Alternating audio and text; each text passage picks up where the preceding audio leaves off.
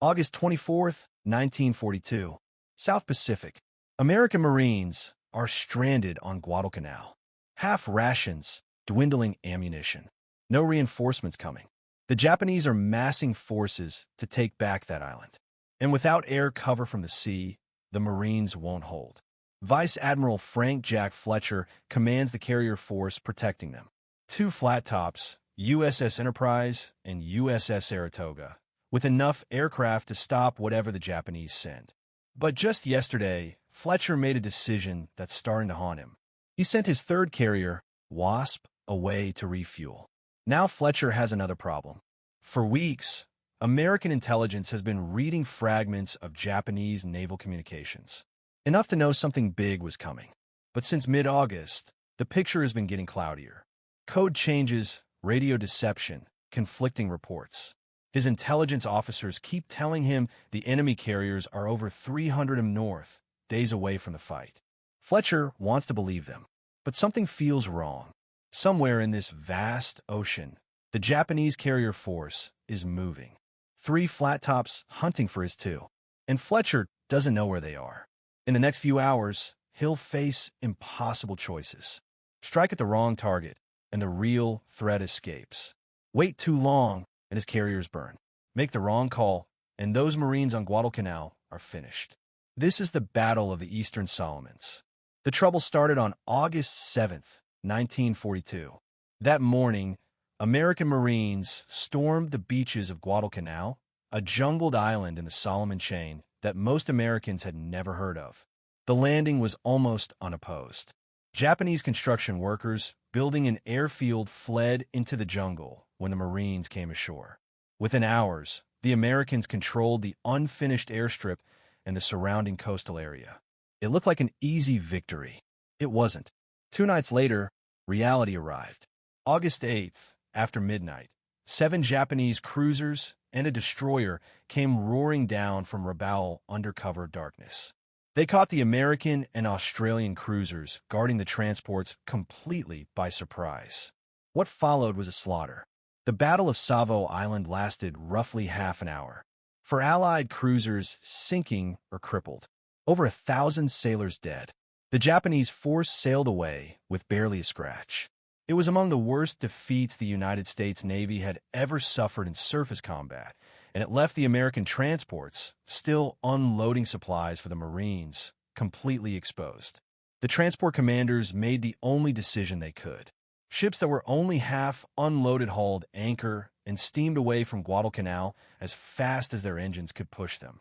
Behind them, 10,000 Marines held a narrow perimeter around an unfinished airstrip with nowhere to go. The supply situation was grim. Enough food to go on half rations. Ammunition critically short. Almost no heavy equipment. No bulldozers, no trucks, barely any medical supplies.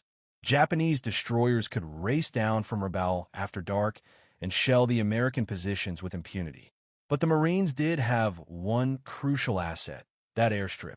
Engineers and CBs, many working with captured Japanese equipment, raced to finish what the enemy had started. They filled bomb craters, laid steel matting, cleared vegetation from the approaches. On August 12th, just 5 days after the landing, they declared the runway operational. The Marines named it Henderson Field after a squadron commander killed at Midway. Henderson Field changed everything. With American aircraft operating from Guadalcanal itself, the Japanese could no longer move freely in daylight. Their destroyers could still shell the perimeter at night, but during the day, they'd have to stay north out of range. More importantly, Henderson gave the Marines their own air cover without having to rely entirely on carrier aircraft operating hundreds of miles away. The strategic stakes were enormous. Guadalcanal sat astride the supply lines between the United States and Australia. Japanese control meant pushing southeast, threatening Australia itself, cutting America's lifeline to the Southwest Pacific. American control meant a base to push northwest up the Solomons chain toward Rabaul and the Japanese strongholds beyond.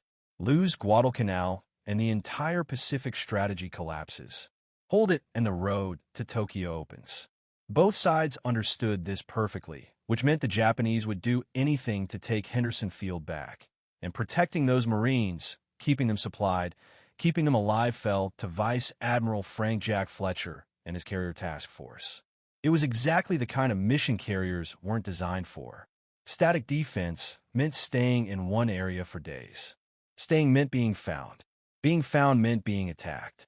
But the Marines needed him, so Fletcher stayed. Vice Admiral Frank Jack Fletcher was 57 years old in August 1942.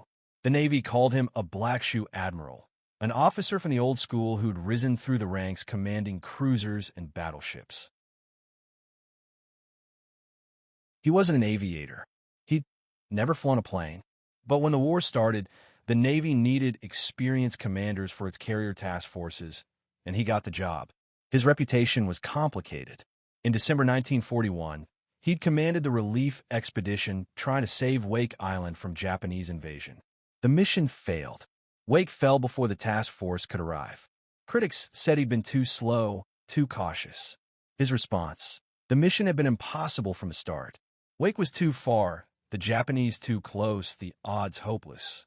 Probably right, but the failure still stung. Then came the Battle of the Coral Sea in May. His task force met the Japanese carrier force heading for Port Moresby. The Americans lost the carrier Lexington. The Japanese lost the light carrier and suffered heavy damage to the fleet carrier Shokaku. Tactically close to a draw. Strategically, an American victory.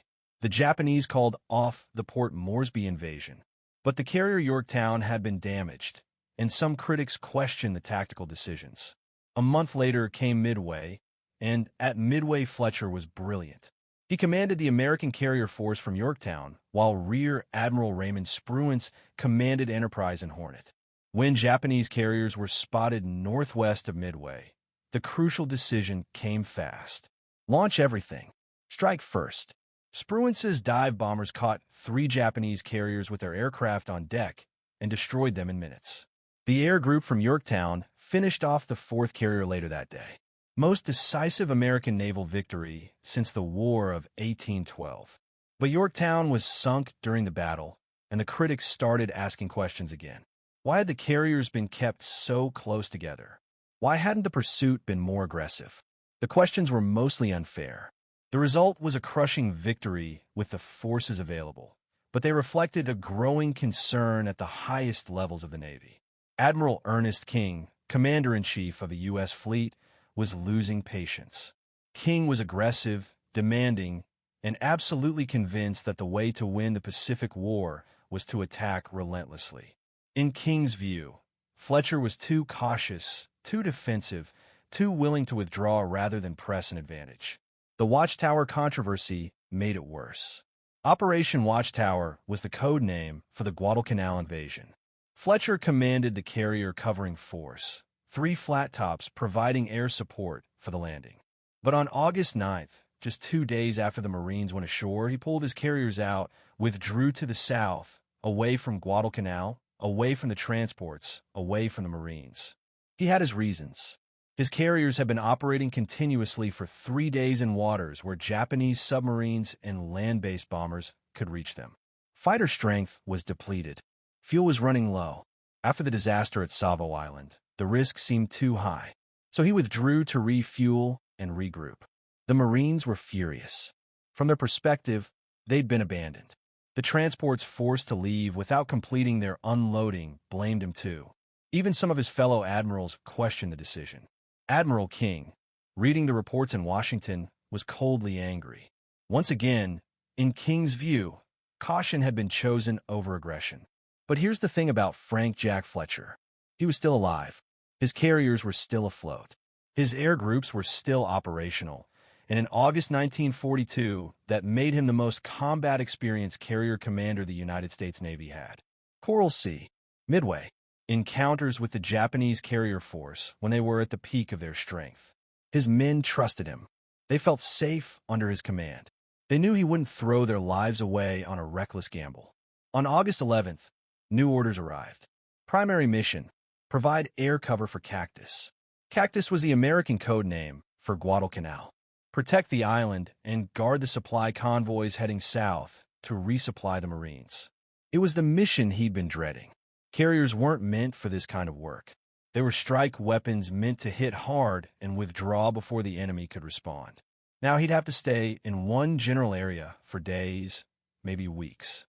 Predictable, exposed, a sitting target for any Japanese submarine or air group that came hunting. But the Marines needed him. So he took his task force, Enterprise, Saratoga, and Wasp, plus their escorting battleships, cruisers, and destroyers, and moved into positions south of Guadalcanal, close enough to provide air cover, far enough to stay out of range of Japanese land-based bombers flying from Rabaul. And he waited for the Japanese to make their move. The intelligence picture in mid-August was a mess.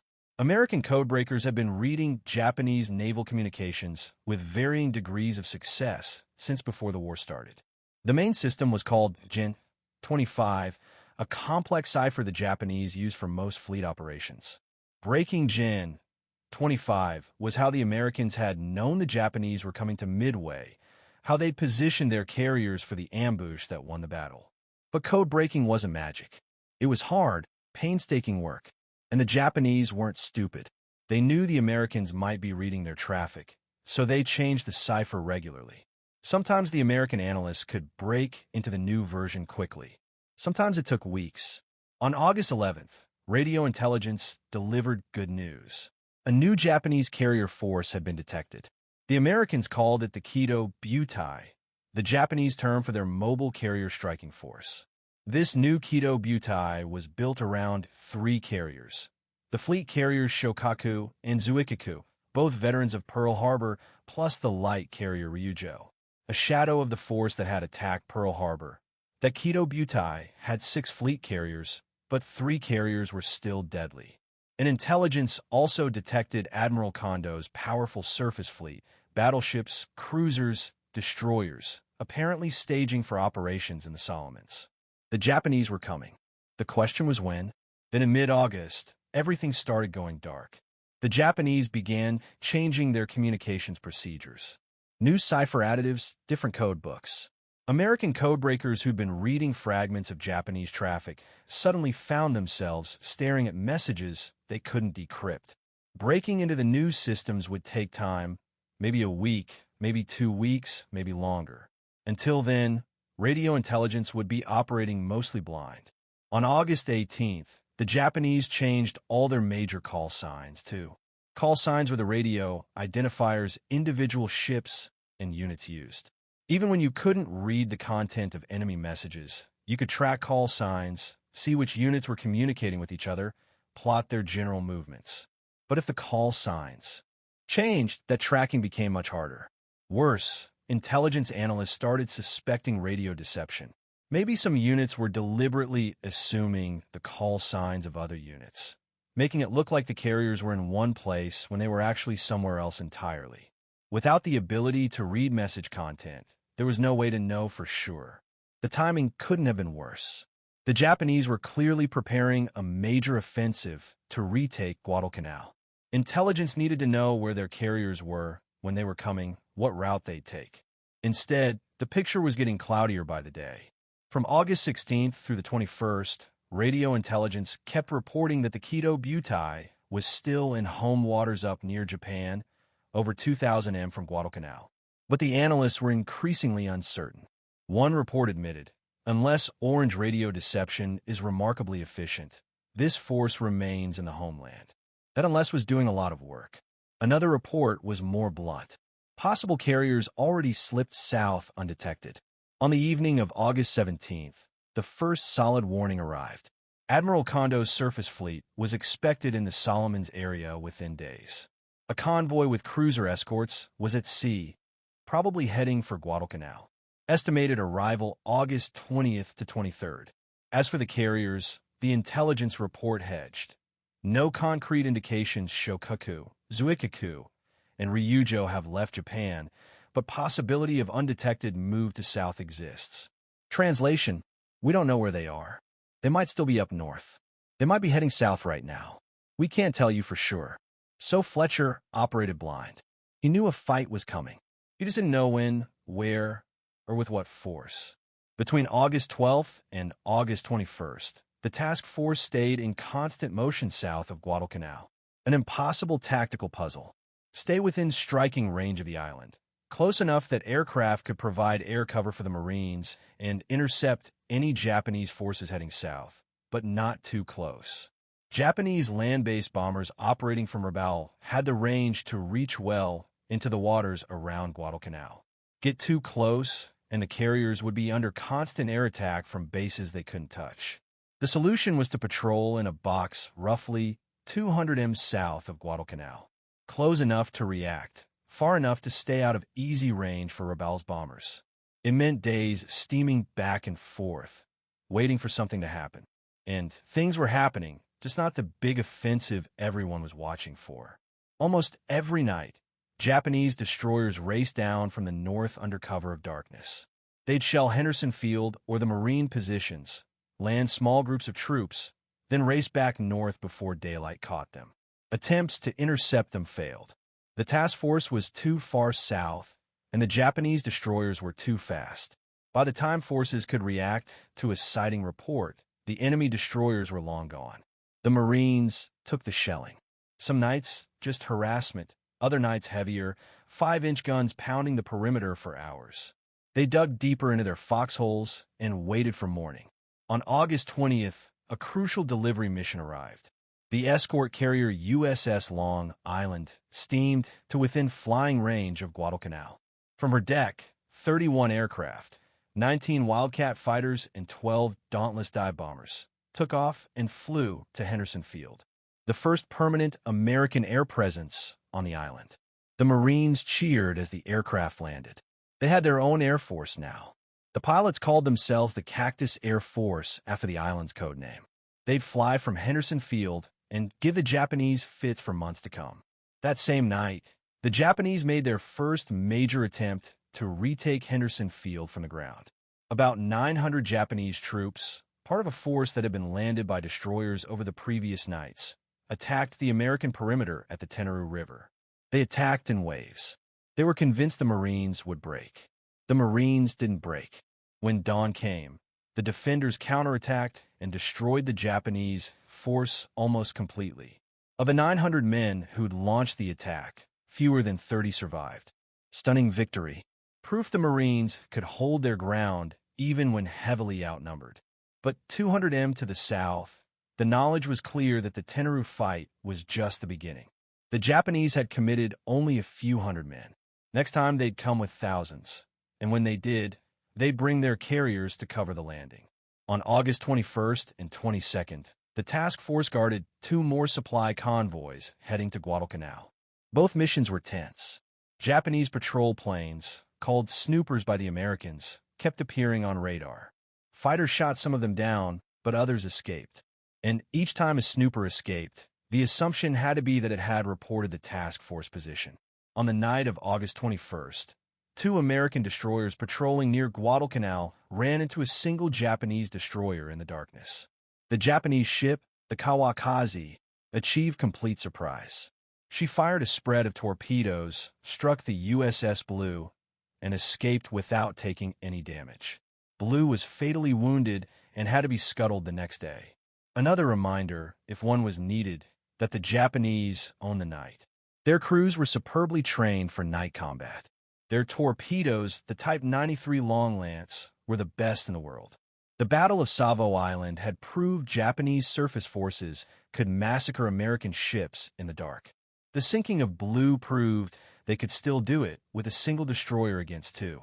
On August 22nd, the usual morning search went out. Patrol planes found no major enemy forces heading toward Guadalcanal. But another snooper found the carriers. For the 3rd time in as many days, a Japanese patrol plane spotted Task Force 61 and transmitted the position before being shot down. That evening, a radio went to Vice Admiral Robert Gormley with an update. The situation was deteriorating. Position compromised multiple times. Fuel situation getting worse.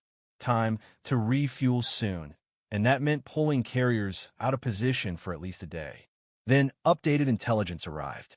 The previous estimate, enemy offensive between August 20th and 23rd, was now clearly wrong. Nothing had materialized. The new estimate, Indications point strongly to enemy attack in force on Cactus Area 23 to August 26th. Carriers were possible, but not confirmed. The orders were clear. Conduct refueling as soon as practicable, one carrier task force at a time. On the evening of August 23rd, the hardest decision came. Intelligence was saying the enemy carriers were over 300 m away, still up near Truk in the Caroline Islands, maybe farther north. If that was accurate, the Japanese carriers couldn't possibly reach the Solomons before August 27th or 28th, which meant there was a window, a brief opportunity to pull one carrier out of the line to refuel without leaving the Marines exposed.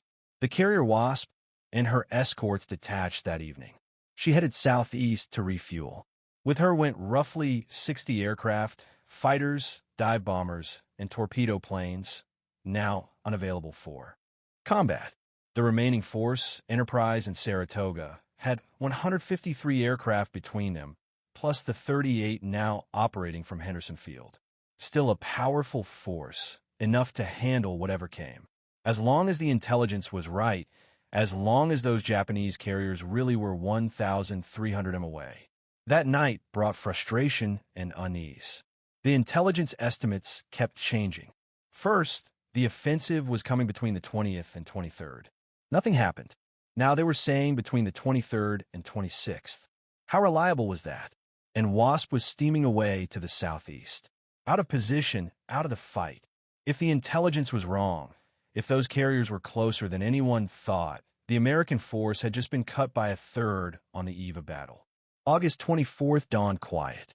The only target that might appear would be that Japanese convoy intelligence had been tracking, probably the same convoy the strike aircraft had failed to find 2 days earlier. If it showed up again, it would be destroyed. But a carrier battle? Not today. Not with the enemy flat tops, supposedly still hundreds of miles north. Enterprise was the duty carrier that morning, responsible for launching search aircraft and maintaining combat air patrol. Saratoga was the strike carrier, her aircraft armed and ready on deck in case a target appeared. The search plan was thorough.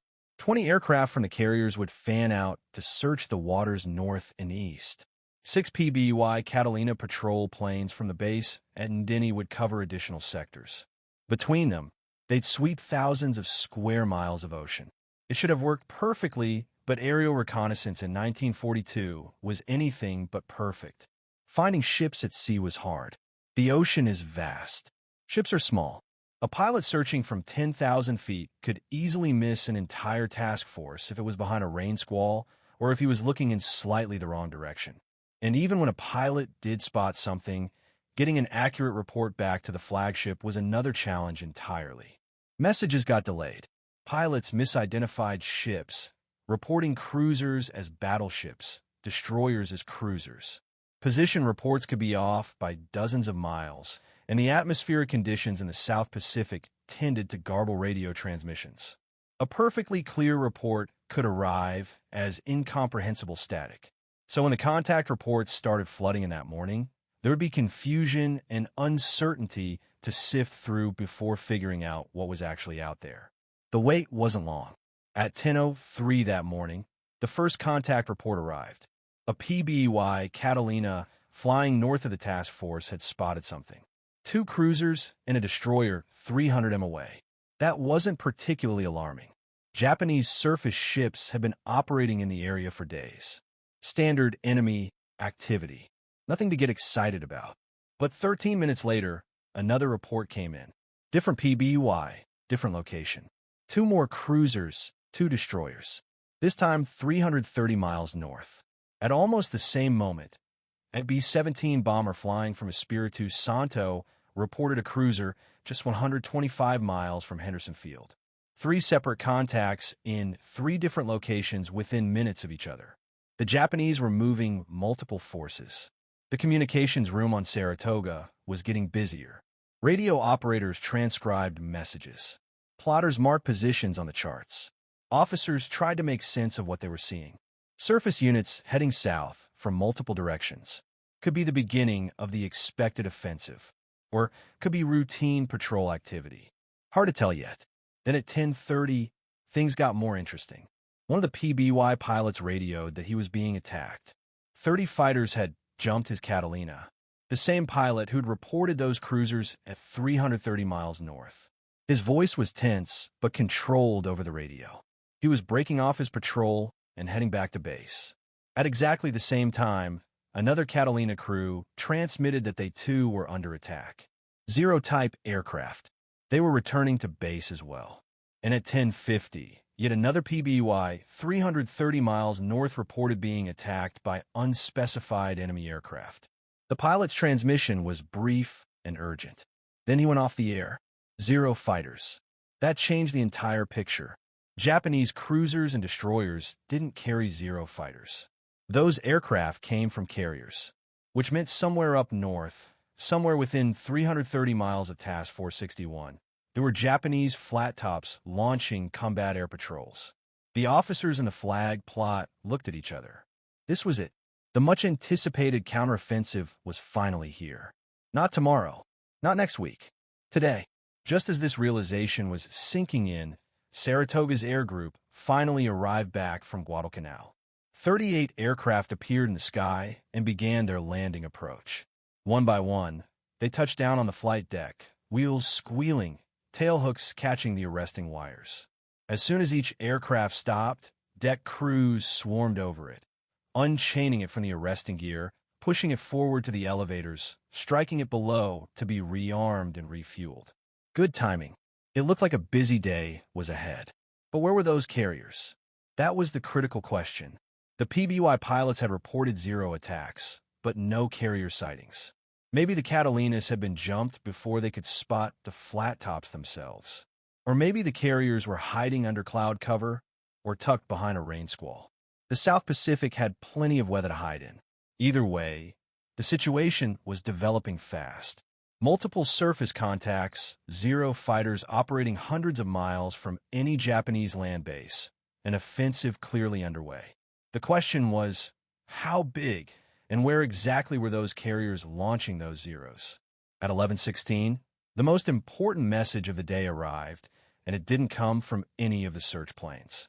It came from Rear Admiral Thomas Kincaid on the Enterprise. Kincaid's radio operators had been monitoring all frequencies. Standard procedure. At some point earlier that morning, they picked up a contact report from one of the PBY patrols. A critical report. A carrier had been spotted. One carrier, too.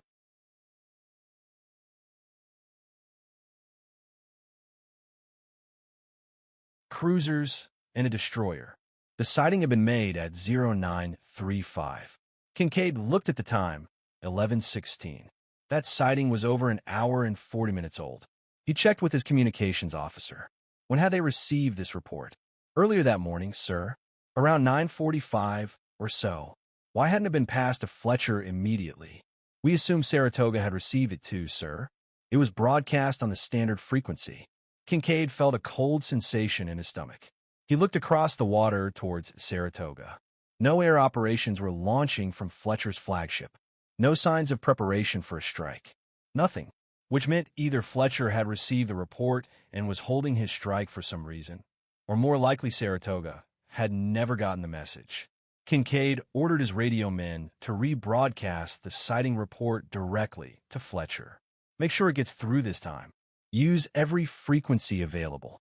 The transmission went out at 11:16, and this time Saratoga received it. The message reached Fletcher's flag plot. An officer handed him the decoded text. Fletcher read it twice. Then he looked at the timestamp. A carrier had been spotted at 0935. He was learning about it at 11:16. Almost 2 hours. 2 hours of operating without knowing that a Japanese carrier had been found. 2 hours during which he could have launched a strike.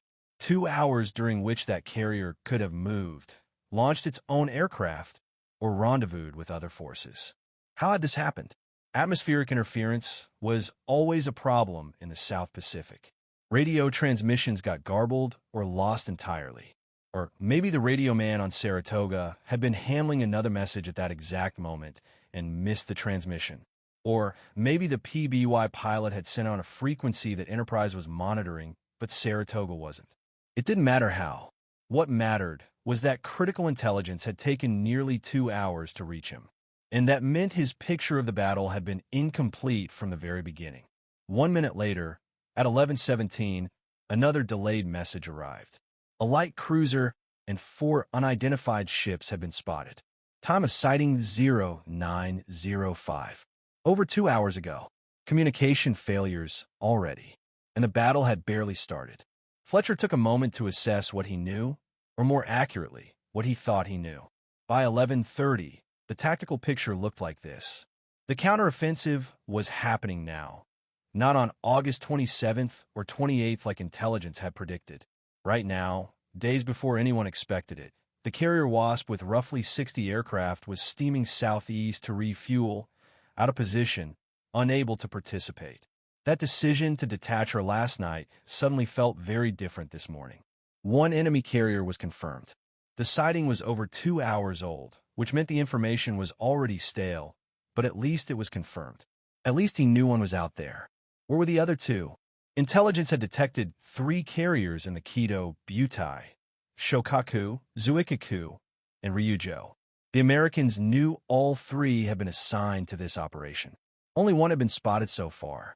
The other 2 had to be nearby, probably searching for his task force, possibly already launching their strikes. Fletcher looked at his chart again. The confirmed carrier had been spotted to the northwest at 0935. Assuming it had been steaming south at standard cruising speed, say 15 or 16 knots, it would now be roughly 245 miles away, just barely within extreme striking range for his aircraft. His dive bombers could reach it, barely, with not much fuel to spare for the return trip. But what about those 0 attacks in the eastern sectors? 3 different PBUIs had reported being jumped by fighters to the east and northeast. No carriers had been spotted in that direction, just the fighters themselves. That bothered Fletcher. Were there more carriers to the east? Or were those zeros from the one confirmed carrier to the northwest flying extended combat air patrols that just happened to intercept the PBUIs? Or less likely, but possible, maybe they weren't carrier fighters at all.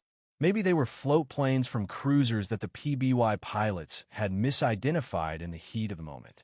Float planes didn't look much like zeros, but when you're being shot at, identification can get sloppy. Without confirmed carrier sightings in the east, Fletcher couldn't be sure. He made the decision to put those reports on hold. Suspicious, but not urgent. Worth watching, but not worth launching a strike based on fighter sightings alone. The real threat, the confirmed, documented, unquestionable threat, was that carrier to the northwest. 1 carrier found, 2 still missing. At 11:45, a message came from Kincaid on the Enterprise.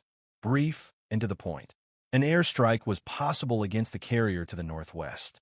The target had probably closed the distance since being spotted. Estimated current range, 245 miles. Just within reach. This was the moment. The decision every carrier commander trained for. The choice that could win or lose the battle. Launch now or wait.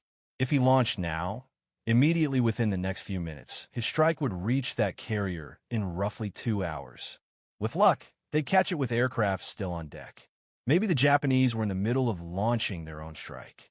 Maybe they were recovering aircraft from a patrol. Either way, a carrier with planes on deck was vulnerable. One good hit in the wrong place, and the whole ship could go up. Speed and surprise. That's how you won carrier battles. Hit first and hit hard. But there was a problem. A big problem. He'd be throwing his main punch at 1 carrier while 2 more, maybe 3 more, who really knew at this point, remained unlocated. And Fletcher had been in this exact situation before. Back in May at the Battle of the Coral Sea, he'd received a report of a Japanese carrier force. The report said, carrier, cruisers, destroyers. Looked like a major target. So Fletcher had launched everything he had. Both Lexington and Yorktown sent their full air groups. The strike had been successful. They'd found the carrier and destroyed it. But it turned out to be the Shohoa Light. Carrier barely 15,000 tons. A secondary target at best. The main Japanese carrier force, the fleet carriers Shokaku and Zuikaku, the real prizes, had been somewhere else entirely, undetected, untouched. And the next day, those carriers had found Fletcher's task force and attacked. Lexington was sunk. Yorktown was damaged. Heavy price to pay for sinking a light carrier that wasn't even the main threat. Fletcher had no intention of repeating that mistake. Not here. Not today. If he waited, if he held his strike for another hour or two, maybe his search planes would find the other carriers. Then he could plan a coordinated attack. Hit all 3 Japanese carriers at once, or at least 2 of them.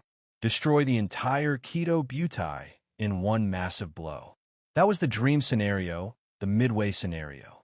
Find the enemy carriers. Launch everything. Catch them all with their pants down. But waiting had its own risks, serious risks. Every minute Fletcher delayed was a minute the Japanese could use to find him. And if they found him first, if they launched before he did, his carriers would be caught with aircraft on deck. Fuel lines open while planes were being armed and fueled. Bombs and torpedoes stacked in the hangar decks waiting to be loaded. Ordnance handlers running around with 500-pound bombs on dollies. One hit in the wrong place under those conditions, and an American carrier could turn into a fireball. That's what had happened to the Japanese at Midway. American dive bombers had caught their carriers in the middle of rearming aircraft. 3 carriers destroyed in 5 minutes. The most devastating 5 minutes in naval history. Fletcher had been there. He'd seen it happen. He knew what could go wrong. On the other hand, no enemy search planes had been detected on radar so far this morning, which might mean his position was still secret, which might mean it was safe to wait a little longer. Maybe, possibly. Those were the words that defined carrier warfare in 1942. You never had complete information. You never had perfect certainty. You made decisions based on incomplete intelligence and hoped you'd guessed right. If you were commanding Task Force 61 at that moment, with 1 carrier confirmed but 2 unlocked, with intelligence that had already failed you once today, with your 3rd carrier unavailable because you'd sent her to refuel, what would you do? Launch everything at the 1 target you know about, or wait and hope you find the others before they find you. Fletcher decided to wait. He would hold his strike for now. Task Force 61 would close the distance with that confirmed carrier to the northwest, shorten the range, give his aircraft better odds of reaching the target and returning safely. And he'd give his search planes more time to find the other 2 flat tops. When they appeared, if they appeared, he'd launch a coordinated strike against all of them. It was the cautious choice, the careful choice, the choice that would be criticized by people who weren't there and didn't understand the fog he was operating in. But it was also the choice that kept his striking power intact until he knew what he was really facing. No sense throwing away your main force on a secondary target while the real threat remained hidden. He ordered a 2nd search launched. More aircraft, more sectors covered. Find those missing carriers. And on the deck of the Saratoga, 50 aircraft sat fueled and armed. Dive bombers with 1,000-pound armor-piercing bombs. Torpedo planes with Mark 13 aerial torpedoes, all ready to launch at a moment's notice, all waiting for a target. The deck crews stood by their aircraft. Pilots sat in ready rooms reviewing their navigation charts. Everyone waiting for the order that would send them north toward the enemy. Waiting. At 11:50, radar picked up a contact, a single aircraft 30 m out. The fighter director immediately vectored Wildcats to intercept. It was a Mavis, a big 4-engine Japanese flying boat used for long-range reconnaissance. Ugly aircraft, slow, poorly armed, but with tremendous range. The Japanese used them to search vast areas of ocean, looking for American forces.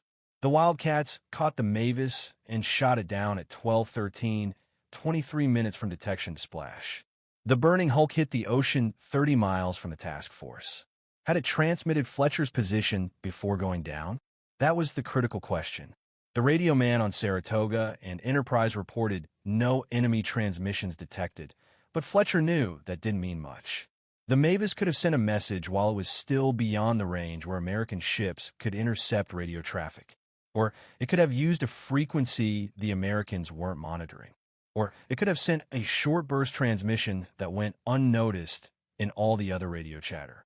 Standard Japanese procedure was to transmit immediately upon sighting enemy forces. Every patrol pilot knew that. Find the enemy, report the enemy, then try to stay alive long enough to track them. So probably almost certainly that Mavis had gotten a message out, which meant the Japanese now knew where Task Force 61 was, or at least had a good idea. At 12:42, an updated sighting report came in on those surface units to the north. More details on course and composition.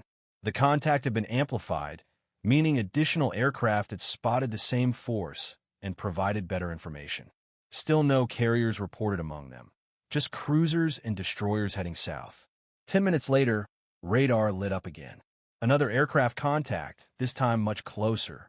The Combat Information Center on Enterprise tracked the bogey as it approached. Fighters were already scrambling off both carriers. They caught the intruder at low altitude, flying fast and heading straight for the task force. It was a Betty bomber, a twin-engine Japanese aircraft that served as both a medium bomber and a torpedo plane. Fast for its size, long range, and armed with a 20mm cannon in the tail for defense. The Wildcats opened fire. The Betty's tail gunner fired back. But 4 Wildcats against 1 bomber was no contest. The Betty took multiple hits and began trailing smoke. It tried to turn away, but the Wildcat stayed on it. More hits. An engine caught fire. The Betty rolled over and plunged into the ocean 7 miles from the Saratoga. 7 miles. That was almost nothing. That Betty had gotten close enough to see the American carriers with the naked eye before being shot down. Close enough to count them. Close enough to estimate their course and speed. Close enough to provide the Japanese command with precise targeting information. Once again, the radio man reported no transmissions detected. Once again, Fletcher didn't believe it mattered. That Betty had seen them, and Japanese patrol doctrine called for immediate reporting. The pilot would have transmitted the second he spotted American ships on the horizon. The presence of these patrol aircraft clearly indicated that the American position must be known to the enemy. Fletcher would write exactly that in his after-action report. Not might be known or possibly known. Must be known. The noose was tightening around Task Force 61. Then at 13:20, radar detected something much worse than a single patrol plane. Bogies. Multiple aircraft already airborne and inbound. An airstrike. The radar operators on Enterprise tracked the formation carefully, counting the number of contacts, plotting the course, estimating speed and altitude. The formation was large, maybe 20 or 30 aircraft. Hard to tell exactly from radar returns. They were heading south, coming from the north on a course that would take them. The formation flew past to the west of the task force. It wasn't heading toward Fletcher. It was heading toward Guadalcanal. Henderson Field was about to be attacked. This was both good news and terrible news. Good because it meant the Japanese strike wasn't coming for Task Force 61. Not this one anyway. Not right now. Terrible because it proved beyond any doubt that Japanese carriers were in the area. Close enough to launch strikes, close enough to matter. And Fletcher still didn't know where they were. That airstrike could divert toward him at any moment. All it would take was one radio call from Japanese command. Enemy carrier spotted. Change course to intercept. And suddenly that formation heading toward Guadalcanal would be heading toward him instead. Or worse, a second strike could already be inbound. Different carrier, different formation, already launched and flying toward his task force while he sat here, tracking the one going to Henderson. Fletcher's tactical situation was deteriorating by the minute. He'd waited as long as he dared, longer than some of his staff thought prudent. Multiple factors were now forcing his hand. First, his position had been compromised. Multiple patrol aircraft had spotted the task force. That Mavis at 30 miles. That Betty at 7 miles.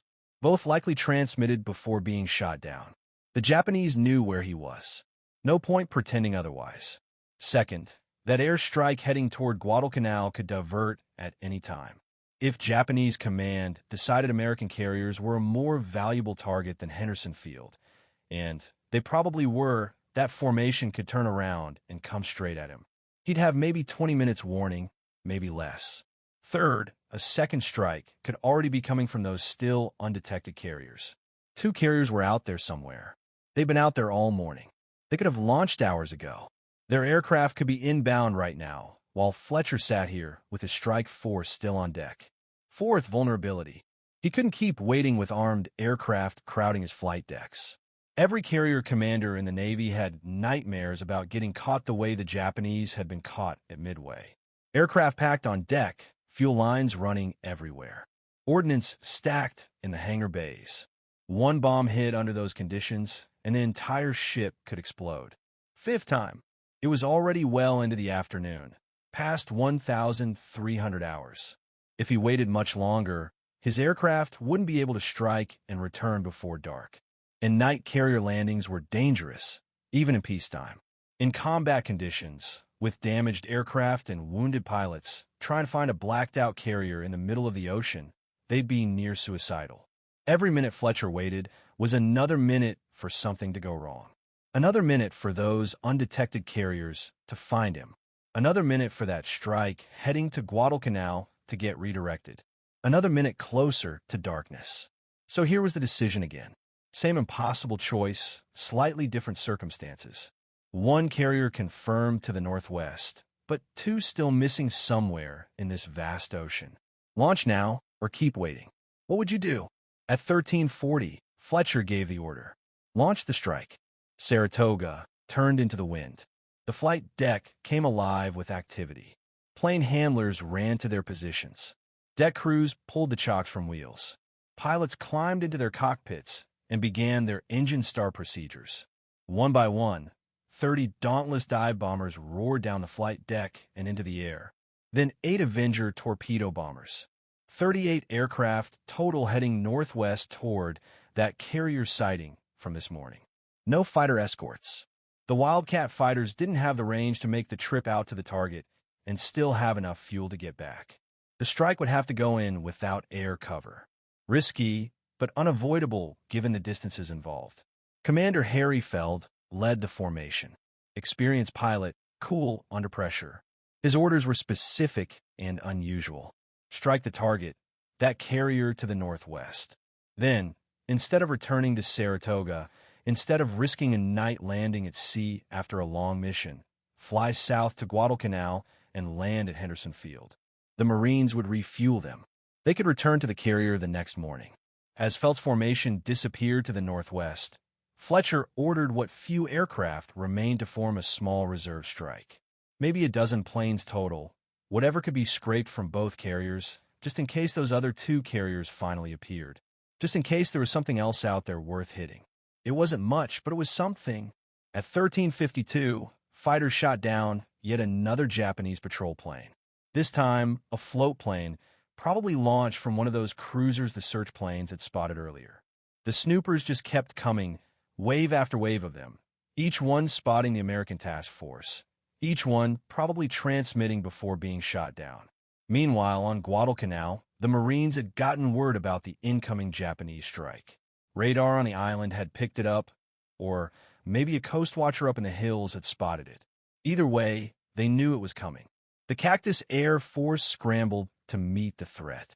At 16:15, for 15 in the afternoon, 10 strike aircraft with 13 fighter escorts took off from Henderson Field. They tried to intercept the Japanese formation before it reached the island, or at least blunt the attack. 2 American strike forces were now in the air. Fletcher's from the carriers heading northwest toward that carrier sighting. The Marines from Henderson heading north toward the incoming raid. Both would find the targets. Sort of. Feld's aircraft reached the coordinates where that carrier had been spotted at 0935. They arrived around 1,500 hours, 3 in the afternoon, over 5 hours after the initial sighting. They searched the area carefully, flew expanding square patterns, looked in every direction, saw nothing but empty ocean. That Japanese convoy or carrier group, or whatever it was, had vanished again, just like yesterday. Most likely explanation: the Japanese had turned back after being spotted by that PBY, reversed course, and headed north. By the time the American strike arrived 5 hours later, the target was long gone, probably 100 miles away in any direction. Felt had a decision to make. Keep searching and hope to stumble across something, or accept that the target had escaped and head for Guadalcanal as ordered. He chose Guadalcanal. His aircraft were burning fuel. There was a lot of ocean to search and not much daylight left. Better to land, refuel, and live to fight another day. The formation turned south toward Henderson Field. Meanwhile, the Marine strike from Guadalcanal had equally frustrating results. They flew north looking for that incoming Japanese formation. Never found it. Or more accurately, they found empty sky where the formation was supposed to be. Radar tracking wasn't precise in 1942. Contact could be off by miles.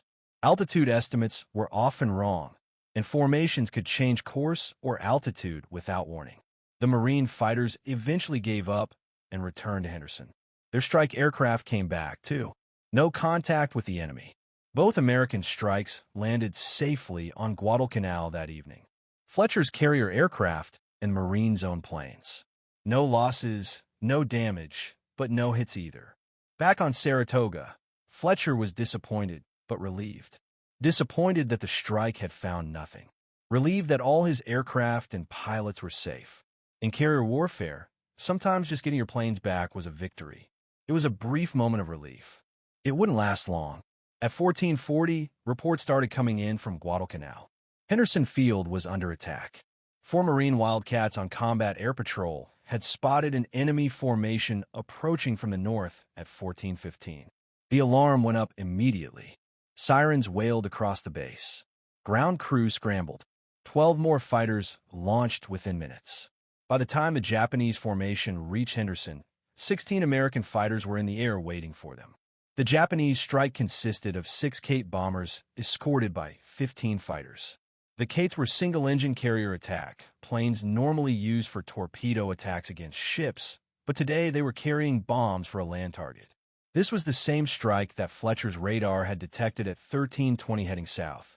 It had been launched from the carrier Ryujo. The American fighters tore into the formation with everything they had. 16 Wildcats against 6 bombers and 15 Zeros. The sky over Guadalcanal erupted with gunfire and tracers and aircraft maneuvering. Divert toward him at any moment. All it would take was one radio call from Japanese command. Enemy carrier spotted. Change course to intercept. And suddenly the formation heading toward Guadalcanal would be heading toward him instead. Or worse, a second strike could already be inbound. Different carrier, different formation, already launched and flying toward his task force while he sat here, tracking the one going to Henderson. Fletcher's tactical situation was deteriorating by the minute. He'd waited as long as he dared, longer than some of his staff thought prudent. Multiple factors were now forcing his hand. First, his position had been compromised. Multiple patrol aircraft had spotted the task force. That Mavis at 30 miles. That Betty at 7 miles. Both likely transmitted before being shot down. The Japanese knew where he was. No point pretending otherwise. Second, that airstrike heading toward Guadalcanal could divert at any time. If Japanese command decided American carriers were a more valuable target than Henderson Field, and they probably were, that formation could turn around and come straight at him. He'd have maybe 20 minutes warning, maybe less. Third, a second strike could already be coming from those still undetected carriers. 2 carriers were out there somewhere. They'd been out there all morning. They could have launched hours ago. Their aircraft could be inbound right now, while Fletcher sat here with his strike force still on deck. Fourth, vulnerability. He couldn't keep waiting with armed aircraft crowding his flight decks. Every carrier commander in the Navy had nightmares about getting caught the way the Japanese had been caught at Midway. Aircraft packed on deck, fuel lines running everywhere. Ordnance stacked in the hangar bays. One bomb hit under those conditions, and the entire ship could explode. Fifth time, it was already well into the afternoon, past 1,300 hours. If he waited much longer, his aircraft wouldn't be able to strike and return before dark. And night carrier landings were dangerous, even in peacetime. In combat conditions, with damaged aircraft and wounded pilots trying to find a blacked-out carrier in the middle of the ocean, they'd be near suicidal. Every minute Fletcher waited was another minute for something to go wrong. Another minute for those undetected carriers to find him. Another minute for that strike heading to Guadalcanal to get redirected. Another minute closer to darkness. So here was the decision again. Same impossible choice, slightly different circumstances. One carrier confirmed to the northwest, but 2 still missing somewhere in this vast ocean. Launch now or keep waiting. What would you do? At 1340, Fletcher gave the order. launched the strike. Saratoga turned into the wind. The flight deck came alive with activity. Plane handlers ran to their positions. Deck crews pulled the chocks from wheels. Pilots climbed into their cockpits and began their engine start procedures. One by one, 30 dauntless dive bombers roared down the flight deck and into the air. Then 8 Avenger torpedo bombers. 38 aircraft total heading northwest toward that carrier sighting from this morning. No fighter escorts. The Wildcat fighters didn't have the range to make the trip out to the target and still have enough fuel to get back. The strike would have to go in without air cover. Risky, but unavoidable given the distances involved. Commander Harry Feld led the formation. Experienced pilot, cool under pressure. His orders were specific and unusual. Strike the target, that carrier to the northwest. Then, instead of returning to Saratoga, instead of risking a night landing at sea after a long mission, fly south to Guadalcanal and land at Henderson Field. The Marines would refuel them. They could return to the carrier the next morning. As Feld's formation disappeared to the northwest, Fletcher ordered what few aircraft remained to form a small reserve strike. Maybe a dozen planes total, whatever could be scraped from both carriers, just in case those other 2 carriers finally appeared. Just in case there was something else out there worth hitting. It wasn't much, but it was something. At 13:52, fighters shot down yet another Japanese patrol plane. This time, a float plane, probably launched from one of those cruisers the search planes had spotted earlier. The snoopers just kept coming, wave after wave of them, each one spotting the American task force, each one probably transmitting before being shot down. Meanwhile, on Guadalcanal, the Marines had gotten word about the incoming Japanese strike. Radar on the island had picked it up, or maybe a coast watcher up in the hills had spotted it. Either way, they knew it was coming.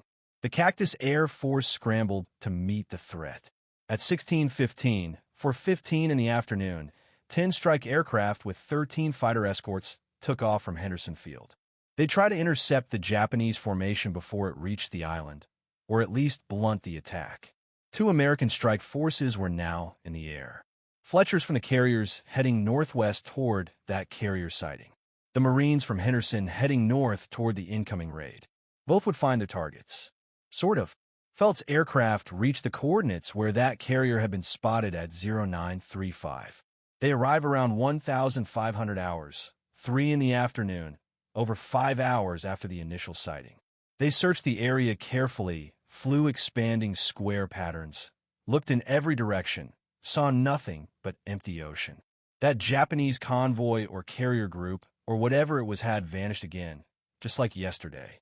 Most likely explanation: the Japanese had turned back after being spotted by that PBY, reverse course, and headed north. By the time the American strike arrived 5 hours later, the target was long gone, probably 100 miles away in any direction. Felt had a decision to make. Keep searching and hope to stumble across something, or accept that the target had escaped and head for Guadalcanal as ordered. He chose Guadalcanal. His aircraft were burning fuel. There was a lot of ocean to search and not much daylight left. Better to land, refuel, and live to fight another day. The formation turned south toward Henderson Field. Meanwhile, the Marine strike from Guadalcanal had equally frustrating results. They flew north looking for that incoming Japanese formation. Never found it. Or more accurately, they found empty sky where the formation was supposed to be. Radar tracking wasn't precise in 1942. Contact could be off by miles. Altitude estimates were often wrong, and formations could change course or altitude without warning. The Marine fighters eventually gave up and returned to Henderson. Their strike aircraft came back, too. No contact with the enemy. Both American strikes landed safely on Guadalcanal that evening. Fletcher's carrier aircraft and the Marines' own planes. No losses, no damage, but no hits either. Back on Saratoga, Fletcher was disappointed, but relieved. Disappointed that the strike had found nothing. Relieved that all his aircraft and pilots were safe. In carrier warfare, sometimes just getting your planes back was a victory. It was a brief moment of relief. It wouldn't last long. At 1440, reports started coming in from Guadalcanal. Henderson Field was under attack.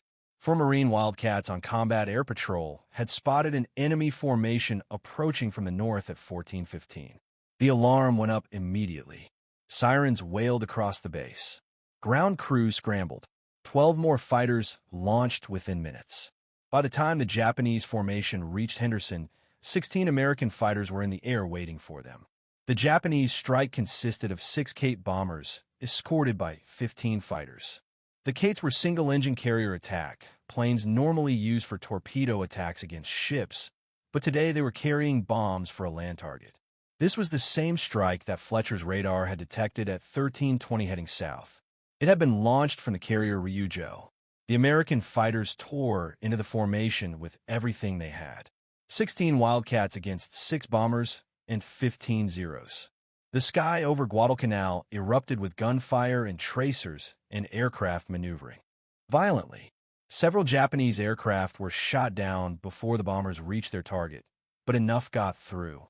The Kate pilots held formation and pressed their attack despite taking losses. At 14:30, bombs fell on Henderson Field. The Japanese bombers were accurate. They left a neat cluster of craters on the runway and in the surrounding area.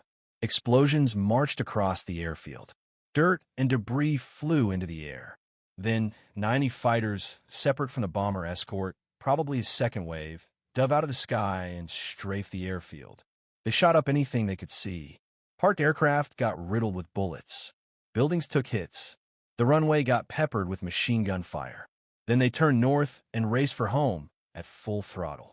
The American fighters pursued the retreating Japanese aircraft and inflicted heavy losses. The sky became a running gunfight.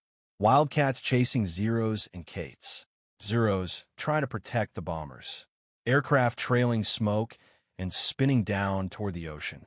By the time the air battle was over and the survivors had straggled back to their carriers, the Japanese had lost 4 Kate bombers and 3 Zero fighters. The Americans lost 3 Wildcats. And what about Henderson Field? Despite the accurate bombing, the damage was surprisingly light. Most of the bomb craters were in empty areas between buildings.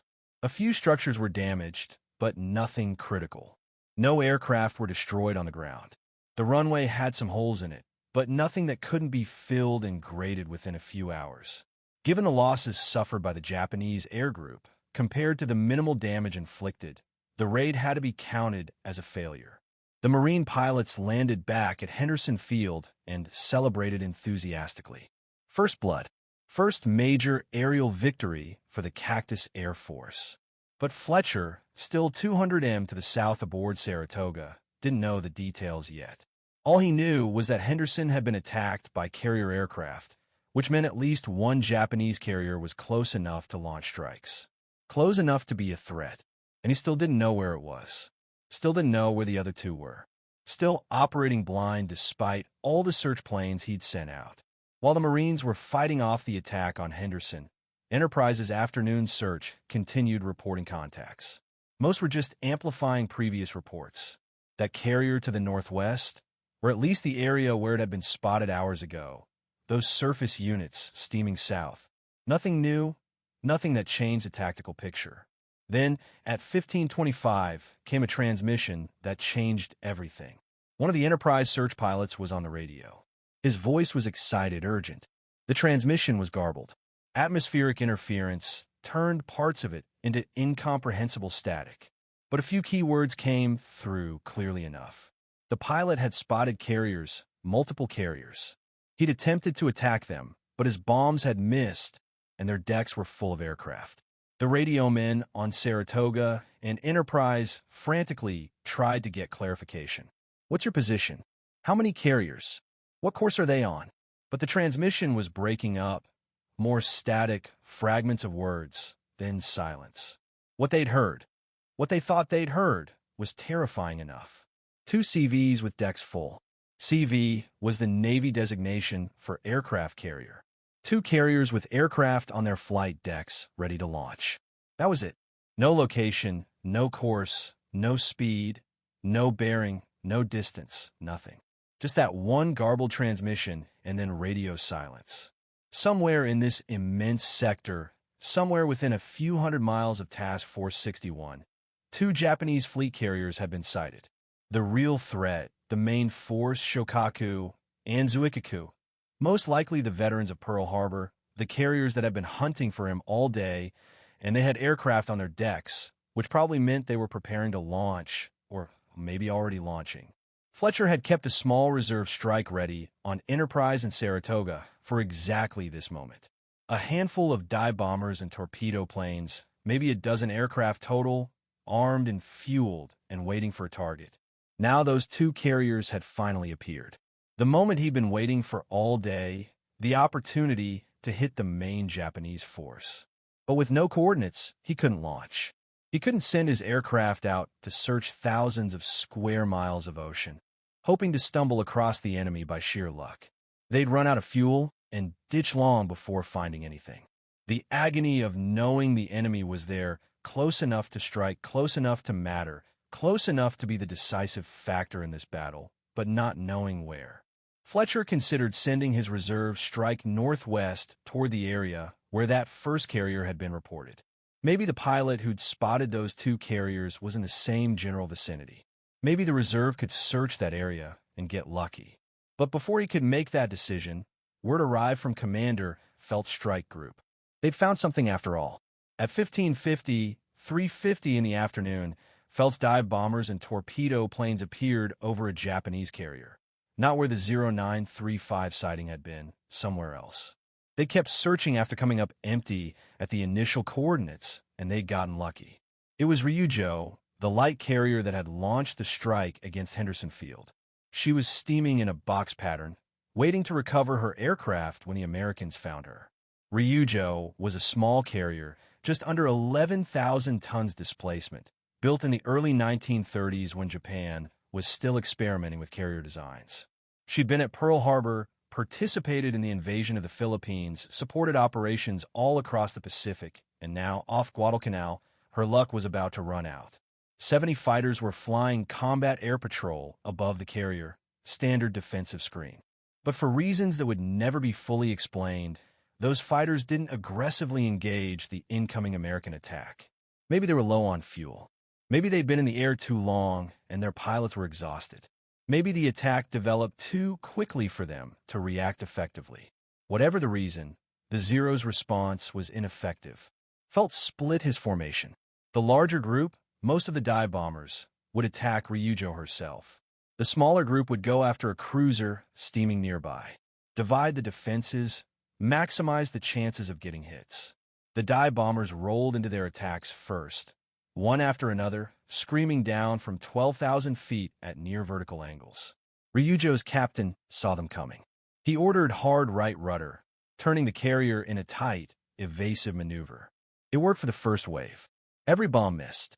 Splashes erupted in the water around the carrier, but no hits. Felt and the remaining dive bombers had been heading for the cruiser, but when they saw the first attack miss, they quickly diverted to the carrier instead. Better to concentrate the attack on the primary target than split the effort. This time, the aim was better. At least 3,000 pounds armor-piercing bombs struck Ryujo. One hit near the island superstructure. Another penetrated the flight deck amidships. A third exploded near the stern. The torpedo planes followed immediately after the dive bombers. They came in low and fast, skimming just above the wave tops at 150 knots. Ryujo was already trailing smoke and starting to list from the bomb hits. The torpedo planes bore in from different angles to overwhelm the defenses. At least one Mark 13 torpedo struck the carrier's starboard side below the waterline. Ryujo was finished. Multiple bomb hits topside, and at least one torpedo hit below the waterline. Fires erupted across her flight deck. Secondary explosions ripped through her hangar as aviation fuel and ordnance cooked off. Black smoke poured into the sky, visible for miles. The American aircraft turned and headed south toward Guadalcanal. Remarkably, not a single plane had been lost in the attack. The ineffective response from the Japanese combat air patrol had allowed them to press home.